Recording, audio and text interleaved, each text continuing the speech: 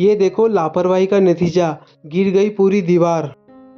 बहुत लोग लाखों रुपए खर्च करके मकान बनाते हैं, लेकिन सिर्फ एक छोटी गलती की वजह से दीवारों में दरारें पड़ जाती है। और सबसे बड़ी गलती क्या होती है? ईंट को बिना भिगोए दीवार बनाना या गलत सीमेंट रेत का इस्तेमाल करना। अगर आप भी मजबूत दीवार बनाना चाहते हैं तो इस वीडियो को आखिरी तक जरूर देखें। वीडियो शुरू करने से पहले एक छोटी सी रिक्वेस्ट, अगर आप हमारे चैनल पर पहली बार आए तो इस वीडियो को लाइक ज़रूर करें और हमारे चैनल को सब्सक्राइब करके बेल आइकन भी दबा दें, ताकि घर बनाने और कंस्ट्रक्शन से जुड़ी ऐसी जानकारी आपको मिलती रहे। नमस्कार दोस्तों, यदि आप भी अपना नया मकान बनाने वाले हैं या फिर कई दीवार का कंस्ट्रक्शन करने वाले हैं, आज हम आपको बताने वाले हैं कि मकान की दीवार बनाते समय किन किन बातों का ध्यान रखना चाहिए।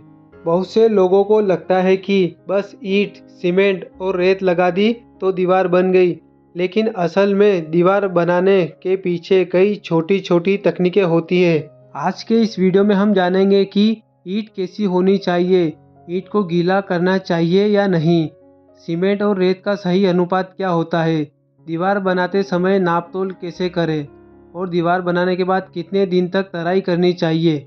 तो चलिए शुरू करते हैं। सबसे पहले बात करते हैं ईंट की क्वालिटी की। अच्छी दीवार बनाने के लिए सबसे ज़रूरी है अच्छी ईंट। अच्छी ईंट की पहचान क्या होती है? ईंट अच्छी तरह से पकी हुई होनी चाहिए। ईंटों का कलर हल्का लाल या गहरा लाल होना चाहिए। जैसा कि आप वीडियो में देख पा रहे हैं कि ईंटें यहाँ अच्छी तरीके से पकी हुई है। ईंटों को आपस में टकराने पर कुछ इस प्रकार की आवाज़ आनी चाहिए।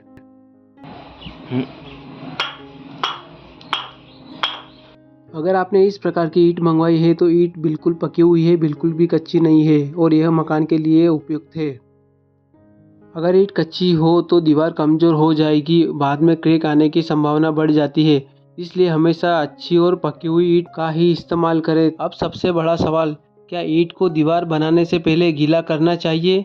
तो जवाब है हाँ ज़रूर करना चाहिए, क्योंकि सूखी ईंट सीमेंट का पानी सोख लेती है और जब सीमेंट का पानी खत्म हो जाता है तो मसाला कमज़ोर हो जाता है। और एक स्वाभाविक बात है, अगर मसाला कमज़ोर है तो दीवार कमज़ोर, और दीवार कमज़ोर तो आपका लगाया गया सारा पैसा बर्बाद। इसलिए जब भी मकान बनाए या दीवार बनाए तो इन बातों का ज़रूर ध्यान रखें। इसलिए ईंट को काम करने से पहले कम से कम 10 से 15 मिनट पहले पानी में भिगो देना चाहिए।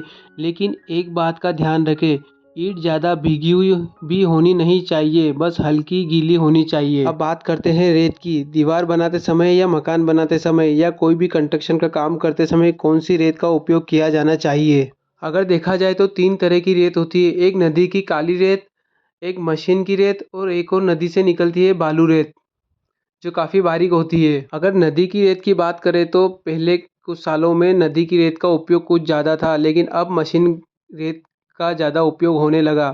नदी की रेत में थोड़ी बहुत मिट्टी आती है, अगर उसे अच्छी तरीके से साफ़ किया जाए तो वह रेत भी काफ़ी अच्छी होती है और सीमेंट के साथ अच्छे तरीके से पकड़ बनाती है। इसलिए आप नदी की रेत का उपयोग कर सकते हैं, लेकिन अच्छी तरीके से साफ़ या धोने के बाद। लेकिन आजकल जो सबसे ज़्यादा चलने वाली है वह है मशीन की रेत। मशीन की रेत काफ़ी हद तक मजबूत भी होती है और पत्थर से ही बनी हुई होती है और उसमें धूल भी कम होती है, लेकिन जब भी उसका उपयोग करते हैं तो उसमें सीमेंट की मात्रा थोड़ी ज़्यादा लगती है। इसलिए कहीं ना कहीं थोड़ा सा वह आपके जेब खर्ची को बढ़ा सकता है। मशीन की रेत के दाने बिल्कुल एक जैसे होते हैं, जिसके कारण उसमें सीमेंट ज़्यादा लगती है। अगर आप चाहे तो उसमें बालू की रेत का भी इस्तेमाल कर सकते हैं। जैसे कि एक बोरी का माल मिलाने पर आप 1 या 2 तगारी उसमें बालू की रेत मिला लो तो वह मसाले को अच्छी तरीके से उपयोग करने वाला बना लेती है। और बात करते हैं मशीन की रेत की मजबूती के बारे में, तो उसकी मजबूती काफ़ी हद तक ज़्यादा होती है, क्योंकि उसमें सीमेंट भी ज़्यादा लगती है और उसका दाना भी एक जैसा होता है और वह पत्थर से बनी हुई होती है, जिसके कारण उसकी मजबूती ज़्यादा रहती है। अब बात करते हैं बालू की रेत का। देखा जाए तो बालू की रेत भी नदी से ही निकलती है, लेकिन इसका ज़्यादातर उपयोग प्लास्टर के अंदर किया जाता है, क्योंकि यह रेत बारीक ज़्यादा होती है, इसमें फिनिशिंग अच्छी आती है। लेकिन इससे यदि आप दीवार बनाने के लिए उपयोग करते हैं तो यह अच्छा तो है, लेकिन फिर इससे काम थोड़ा धीमा होता है और यह थोड़ी महंगी भी हो सकती है। अगर इसका इस्तेमाल सिर्फ पर प्लास्टर में किया जाए तो यह काफ़ी अच्छा ऑप्शन हो सकता है। अब समझते हैं सबसे ज़रूरी चीज़ क्या है, सीमेंट और रेत का अनुपात। दीवार बनाने के लिए आम तौर पर इस्तेमाल होने वाला मसाला। अगर हम अनुपात की बात करें कि एक तगारी सीमेंट में कितनी रेत डालना चाहिए, अगर आप ज़्यादा मजबूती चाहते हैं तो 4 से 5 तगारी में एक तगारी सीमेंट डाल दें। और यदि दीवार के नीचे का बेस अगर मजबूत हो तो यहाँ पर आप एक आध तगारी और बढ़ा सकते हैं। अगर आप नदी की रेत उपयोग करते हैं तो यहाँ पर आप 6 तगारी पर एक तगारी सीमेंट डाल सकते हैं। और यदि आप मशीन की रेत का उपयोग करते हैं तो 4 से 5 तगारी में ही एक तगारी सीमेंट डालना पड़ती है, क्योंकि नदी की रेत में बारीक और बड़ा दाना मिक्स होता है जिससे मसाला अच्छे तरीके से तैयार होता है। और मशीन की रेत का दाना बिल्कुल एक जैसा होता है और मशीन की रेत बिल्कुल साफ होती है, उसमें धूल नहीं होती है, जिसके कारण उसमें सीमेंट ज़्यादा लगती है।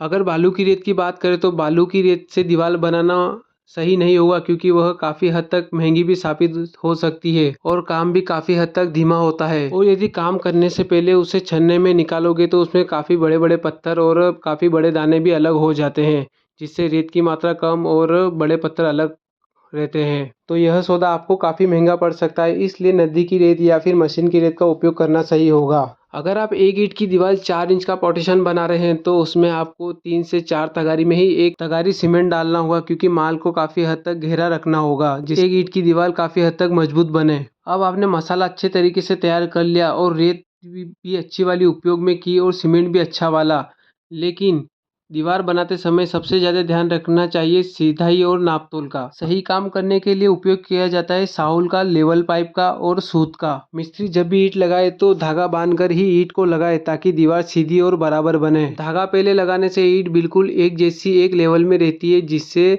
दीवार ऊंची नीची नजर नहीं आती है, बिल्कुल एक जैसी, और काम भी अच्छा दिखाई देता है। सूत, सावल, लेवल पाइप अगर नापतोल सही नहीं होगी तो पूरी दीवार टेढ़ी बन सकती है। ईंट लगाने के सही तरीके की बात करें तो ईंट लगाने का भी एक सही तरीका होता है। कुछ जरूरी बातें, हर ईंट के बीच में 10 mm यानी 1 इंच से थोड़ा कम गैप होना चाहिए और गैप के बीच में मसाला अच्छी तरीके से भरना चाहिए जिसमें खालीपन नहीं रहे। जोड़ खाली नहीं छोड़ना चाहिए ताकि दीवार मजबूत बने। और सबसे ज़रूरी बात, ईंटों को हमेशा जोड़ बदल कर लगाना चाहिए। एक ईंट को सीधा तो एक ईंट को आड़ा, इसे कहते हैं बॉन्डिंग। इससे दीवार की मजबूती और भी ज़्यादा बढ़ जाती है। अब बात करते हैं सबसे महत्वपूर्ण बात जो पूरे मकान में ध्यान रखनी चाहिए। चाहे दीवार बनाना हो, चाहे प्लास्टर हो या फिर टाइल लगाना हो, जहाँ भी सीमेंट का उपयोग होता है यह बात जरूर ध्यान रखें। बात करते हैं तराई यानी क्योरिंग की। बहुत से लोग मकान बनाते हैं और दीवारें भी बनाते हैं लेकिन तरी नहीं करते हैं, और यही सबसे बड़ी गलती साबित हो सकती है। दीवार बनाने के बाद कम से कम 7 से 10 दिन तक पानी डालना चाहिए। इससे सीमेंट अच्छी तरीके से सेट होता है और दीवार मजबूत बनती है। अब बात करते हैं उन गलतियों की जो लोग अक्सर करते हैं। दीवार बनाते समय सूखी ईंट लगा देते हैं और अगर अच्छी ईंट लगा ली तो खराब रेत का इस्तेमाल कर लेते हैं, जैसे कि मिट्टी वाली रेत, या फिर सीमेंट कम डाल देते हैं जिससे दीवार में और भी पकड़ कम हो जाती है। या फिर सबसे महत्वपूर्ण काम, ईंट भी अच्छी लगा लेते हैं, रेत भी लगा लेते हैं और सीमेंट भी डाल देते हैं लेकिन तराई नहीं करते हैं। अगर आप यह गलतियां करने से बच जाते हैं तो आपकी दीवार सालों साल तक मजबूत बनी रहेगी। कुछ जरूरी बातें, दीवार ज़्यादा ऊंची एक दिन में नहीं उठानी चाहिए। ज़्यादा से ज़्यादा 4 या 5 फीट ही उठानी चाहिए। इससे दीवार मजबूत रहती है और हमेशा अच्छे मिस्त्री से ही काम करवाना चाहिए। तो दोस्तों, आज हमने सीखा कि मजबूत दीवार कैसे बनाई जाती है। अगर आप इन सभी बातों का ध्यान रखेंगे तो आपका मकान सालों साल तक मजबूत रहेगा। अगर आपको यह जानकारी अच्छी लगी हो तो वीडियो को लाइक ज़रूर करें, और अगर आप मकान बनाने से जुड़ी ऐसी जानकारियाँ चाहते हैं तो हमारे चैनल को सब्सक्राइब ज़रूर कर लें। तो मिलते हैं अगली वीडियो में, तब तक अपना ख्याल रखें। धन्यवाद।